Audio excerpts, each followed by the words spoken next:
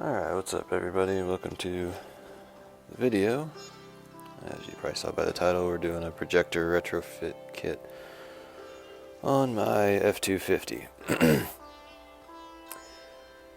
I took a shot of the time there because I thought it was going to be a short process. Idiot.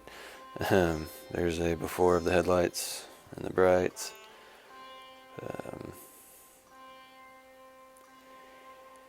Here's me pretending like it's super easy to take the headlights out. Just pop them right out there. It wasn't too bad, just probably make sure you buy some new headlight clips. They're $5 or $6 on Amazon for a pack of 10. That way, when you lose them like I did, you can just pop them back in. So we're going to take these headlights and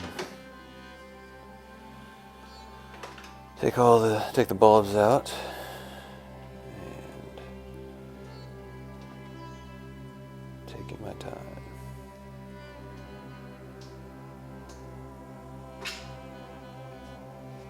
Alright, so I took a shot of the oven at 180 here, put the headlights on a cookie sheet. Don't have to put any PAM down or any kind of olive oil.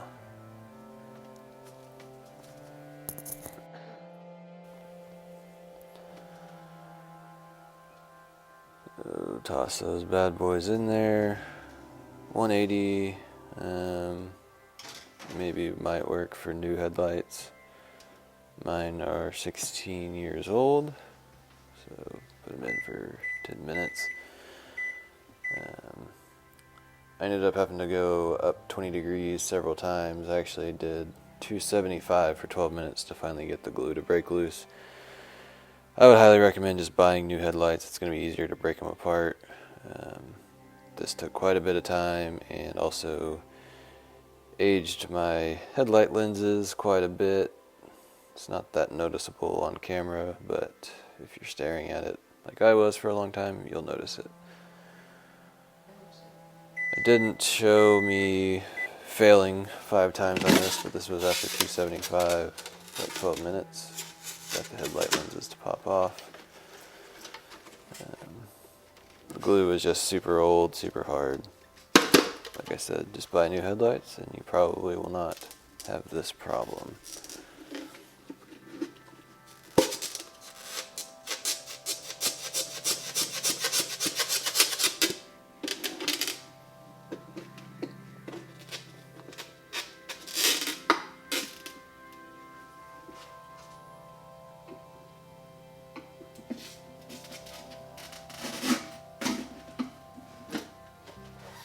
So here I am scuffing the projector up. I've got it all taped off. I actually didn't need to paint this part. I just didn't know that. But scuffing it up with some Scotch-Brite.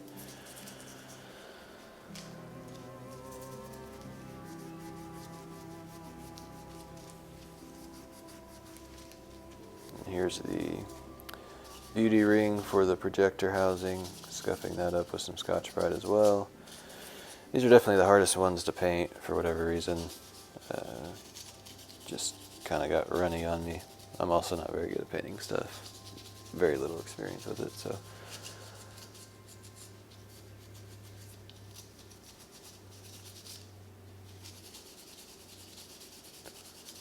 Alright, so we're putting some plastic adhesion spray on these now. I put 2 or 3 coats of this on here. Just follow the directions on the back.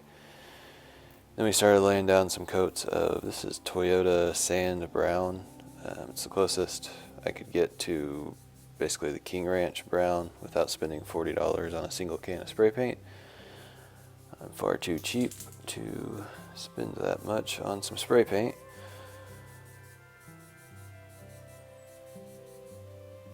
Put probably, honestly, like 5 or 6 coats of that on here. And then I used some of that 2K clear, the stuff that has the hardener in it. And then we did the same process on the headlights, just with white. And then the clear also, here's the after shots.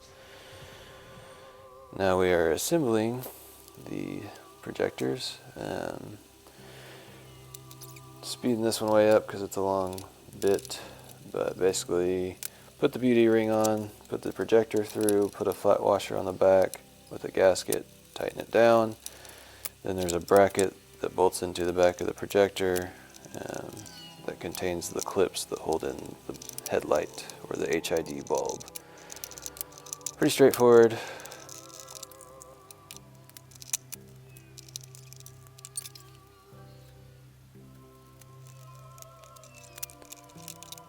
Here is a before shot, one of the after shots before I put the lenses on, both of them without the lenses, and on the truck.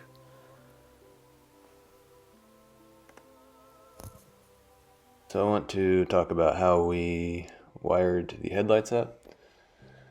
It's kind of different with the truck being a 3-wire and the headlights were an H1, so they were either on or off. There was no selectable high beam. The projector housing has a flap in it that when it gets 12 volts it opens, and that is essentially your high beam. So with the truck, obviously you had your constant ground. When the low beams were on, this would see 12 volts and this would see 0 volts. And then what would happen when you flipped on the high beams, this would go dark, no voltage, and the high beams would have 12 volts. So I needed some way to actuate the projector flap and maintain power to the headlight, to the HID kit. So what I ended up doing is I used 2 diodes, which are what these poorly drawn boxes here are. Make sure you have the gray pointing the way you want the electricity to go. Basically a diode just will allow electricity to pass this way, but won't let it come back this way. I tried just jumpering these 2 without any diodes, and it didn't like it. Made the ballasts on the HID kit make loud noises and probably would have burned them up pretty fast.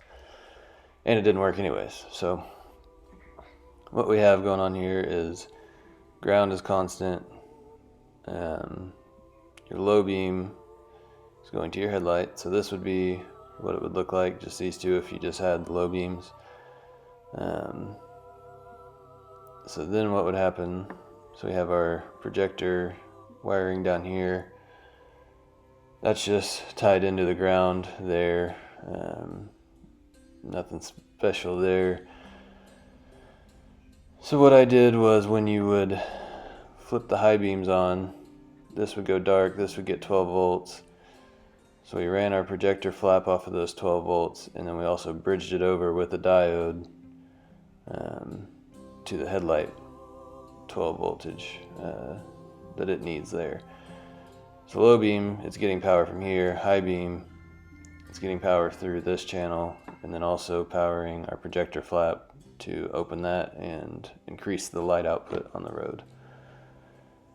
Hopefully that makes sense. I don't know if I needed this diode. I know I definitely needed this one because the low beams wouldn't work when I just had it bridged here without the diode. It would kind of wig out. So, alright, here's another. This is a video here, just showing them. Looking good. Headlights on. This is actually before I got the high beams working properly. Just showing the bulb heating up, kind of what they look like. You can see where the light is kind of hitting the headlights and reflecting off of it, or showing that round spot. That's where the oven caused some damage to it, but it is what it is. And then I got the high beams wired up properly. Just making sure that's working. Funnily enough, the passenger side headlight, the projector is upside down. Didn't fix that before I finished up the video. I just want to hurry up and get this video finished because it's been like a week. So you'll see in the next clip, the cutoff on the garage looks funny. It's because my passenger side headlight's upside down. But we'll get that fixed. That's not a big deal. The driver's side needed some adjustment.